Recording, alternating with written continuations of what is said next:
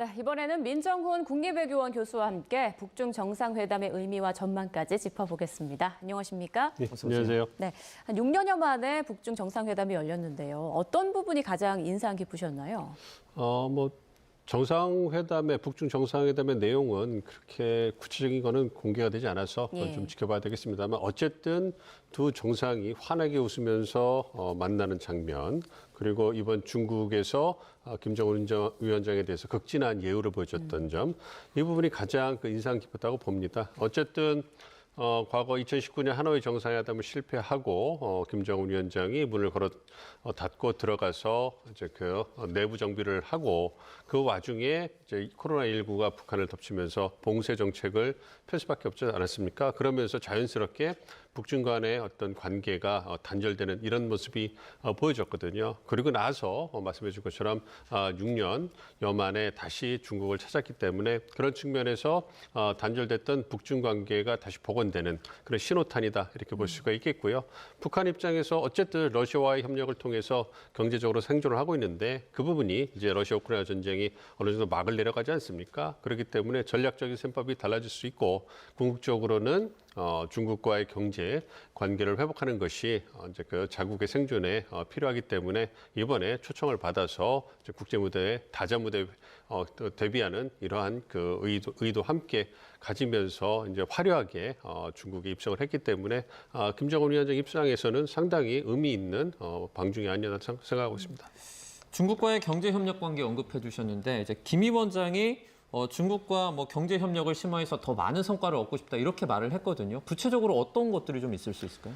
재반 분야에 있어서 중국의 도움이 절실합니다. 거의 97%의 교역이 중국과 이루어진다고 이제 그 언론 보도가 나오지 않습니까? 네. 그리고 말씀드린 것처럼 러시아와의 어떤 경제 협력이 중국과의 경제 협력 규모에 있어서 10분의 1 정도밖에 되지 않는다는 그런 통계도 있기 때문에 어쨌든 식량부터 에너지까지 그리고 건설, 그다음에 노동자 수출까지 이런 부분에 있어서 중국과 협력은 굉장히 필요하고요.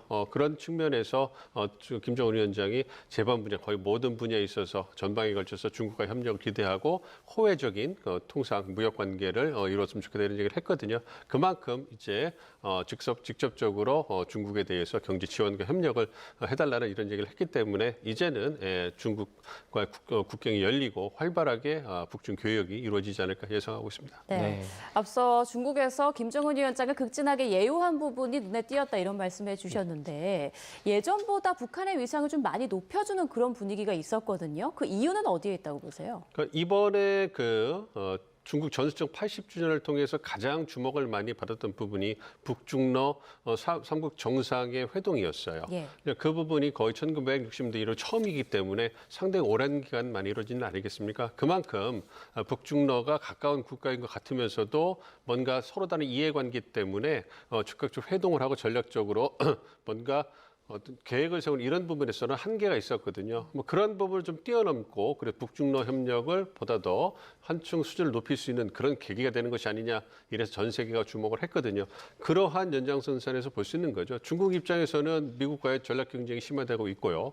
트럼프 대통령이 공세적인 자국, 이익 우선주의를 펼치고 있기 때문에 아무래도 국제적 위상을 중국이 높일 수 있고 글로벌 사우스 국가들을 결집해가지고 어떤 리더의 모습을 반미 연대의 리더 모습을 보여줄 수 있거든요. 그 핵심 국가가 러시아와 북한 아니겠습니까? 그런 측면에서 북한의 전략적 중요성이 커지는 거고요. 또한 트럼프 대통령이 김정은 위원장에 대해서 지속적으로 러브콜을 보내고 있기 때문에 그러한 측면에서 중국은 북한을 자기의 통제 아래에 다시 놓고 싶었을 겁니다. 그런 측면에서 북한을 이번에 김정은 위원장을 공식 초청을 해서 극진한 예우를 통해서 북중 관계가 견고하다는 것을 보여주고 싶은 그런 의지가 컸기 때문에 그러한 의지가 표출이 돼서 극진한 예우가 나온 것이 아닌가 생각을 하고 있습니다.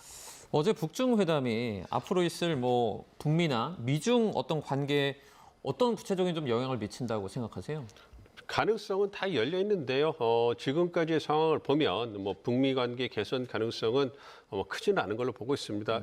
이제 가장 중요한 고려 사항은 북중러 3국이 연다는 부분이 강하게 표출이 됐기 때문에 북한 입장에서도 러시아와의 연대 그리고 중국과의 어떤 관계 복원을 통해 가지고 이제 그 생존을 하고 군사력, 경제력을 뭔가 좀 증대하려는 이러한 그 포석을 둔 것 같습니다. 그리고 거기서 더 나아가서 미국과 만날 그 가능성이 현실화된다면 그렇다면 중국과 러시아를 뒷배로 해가지고 어떤 협상력을 높이기 위한 그런 포석이다. 이렇게 부가적인 측면이 있다고 보고 있고요. 어쨌든 북한 입장에서는 다시 중국과의 관계를 복원하면서 러시아와 중국 사이에서 과거에 잘했던 시소 외교, 즉 두 국가를 전략적으로 잘 활용하면서 경제적 생존과 군사력 제고를 한동안 도모할 것이기 때문에 그런 측면에서 북한의 몸값은 한동안 좀 더 올라가지 않을까 그런 예상도 하고 있습니다. 네, 이번에 김정은 위원장이 중국에 주애를 데리고 가면서 차기 지도자 신고식이다 이런 얘기까지 나왔는데요.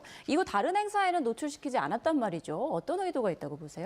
그러니까 적절하게 조절한 것이 아닌가 생각하고 있습니다. 김주애를 국제 무대에 좀 보여주고 싶은 생각도 있고 말씀하신 것처럼 4대 세습의 신호탄이다 이러한 모습을 보여주고 있는데 그게 너무 지나치게 부각이 되면 4대 세습이 갖고 있는 국제사회에 반감이 있지 않습니까? 부정적 이미지가 높아질 수도 있고요. 그리고 이번에 방중한 것은 김정은 위원장이 다자무대라는 국제 무대에 활약에 대비하는 무대이기도 하고요. 시진핑 주석이 깔아놓은 그러한 성대한 그 어떤 축제 행사의 장이란 말이에요. 예. 거기에 김주애가 깜짝 등장해서 우리가 말하는 신스틸러가 돼버리면 그렇다면 김정은 위원장이 데뷔 그리고 시진핑 주석이 어떤 의도한 행사를 의도한 이러한 집중 초점이 좀 분산될 수 있기 때문에 그러한 측면을 우려하는 게 아닌가 생각합니다. 남이 차르는 그 행사에 가가지고 너무 부각을 받으면 그것도 계기 입장에서 좀 실례거든요. 그런 부분이 있습니다. 그리고 아직은 그 세습 체대가 공고화된 건 아니기 때문에 소개만 하고 뒤에서 참관을 통해 가지고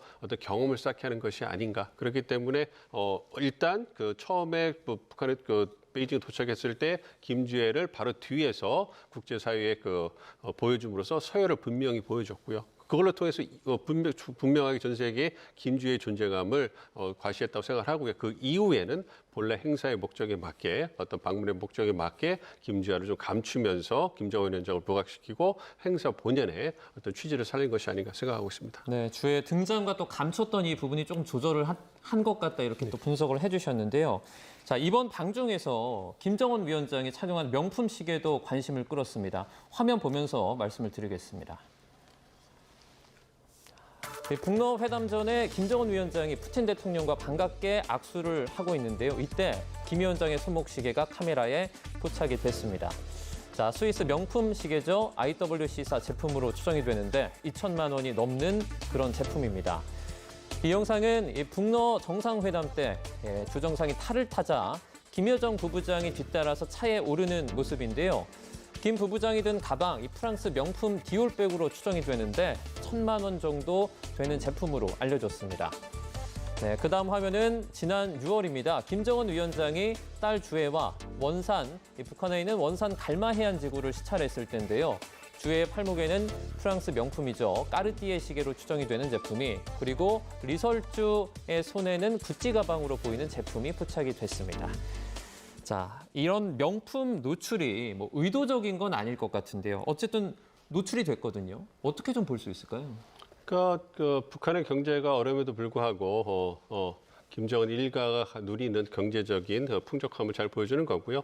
어쨌든 정상 국가의 어떤 지도자, 어떤 집안으로서 다른 국가들의 어떤 지도자와 그것과 똑같게 어떤 경제적으로 풍족함을 보여주는 그런 부분이 있는 거죠. 그리고 이번에 방중을 할 때 김정은 위원장이 인민복이 아니라 어떤 정장, 양복을 입고 오지 않았습니까? 이런 부분을 통해서 서방의 여느 지도자와 다름이 없다는 이런 부분을 좀 강조한 것 같고요. 이제 명품이라 불리는 사치품을 계속 이제 착용하는 부분은 이제 말씀드린 것처럼 북한도 이미 어떤 서방의 다른 국가들처럼 그러한 부분에서 부족이 없다는 부분. 그래서 다른 서방의 정상들과 견주어도 손색이 없다는 부분을 나타내기 위한 것이 아닌가 좀 생각을 하고 있습니다. 네. 자, 우리 정부를 대표해서는 우원식 의장이 열병식에 참석을 했는데 김정은 위원장과 잠깐 마주쳐서 악수도 했다라고 하지만 의미 있는 대화는 나누지 못한 것 같아요. 그렇습니다. 아무래도 경색된 남북 관계를 잘 보여주는 것 같아요. 이번에 방중하신 우리 대표단에서 나오는 얘기가 어떤 우리 대표단, 남쪽 대표단과의 어떤 접촉을 의도적으로 피하려는 모습이 역력했다. 이렇게 나왔거든요. 그러한 부분에서 아무래도 지시가 내려온 것 같고요. 그러한 부분을 김정은 위원장도 많이 하고 있는 것 같아요. 우리 원식 국회의장께서 7년 만에 만납니다라고 했을 때 짧게 네라고 대답하고서 더 이상의 대화를 피했다는 것은 아무래도 남북 관계를 경색된 부분을 고려해가지고 뭔가 대화를 나누는 부분에 부담을 느끼고 있다는 얘기고요. 뭐 그러한 부분은 현재 어떤 그 남북 관계 갖고 있는 한계를 잘 보여주는 것이고 이것은 아마 우리 정부가 앞으로 남북 관계의 어떤 그 개선을 통해서 한반도 긴장 완화 그리고 북미 관계의 개선에 있어가지고 우리의 역할을 하는 데 있어가지고 미국 측을 또 그 부각시키면서 우리가 따라가야 되는 그런 현실을 잘 보여준 것이 아닌가 잘 생각하고 있습니다. 네, 마지막으로 짧게 여쭤보면 향후 북측과 우리 정부의 관계 어떤 계기를 통해서 좀 나아질 수 있을까요? 이재명 대통령께서 말씀하신 페이스메이커가 가장 적절한 그 정책 방향이 아닌가 보고 있습니다. 네. 어쨌든 우리가 주도해서 어떤 남북 관계라든지 한반도 정세를 선도적으로 개선하기는 어렵기 때문에 어떤 트럼프 대통령 리더십을 통해서 북미 관계 개선 그와 발을 맞춰가지고 남북 관계 개선을 하는 것이 필요해 봅니다. 그래서 우리 정부도 서두르지 않고 북미 관계가 개선되면 우리도 적극적인 역할을 하겠다. 그리고 그 와중에 우리가 여러 가지 아이디어가 있기 때문에 제공하겠다. 이런 생각을 갖고 있는 것으로 알고 있습니다. 네, 알겠습니다. 말씀 잘 들었습니다. 지금까지 민정훈 국립외교원 교수와 함께했습니다. 고맙습니다. 고맙습니다.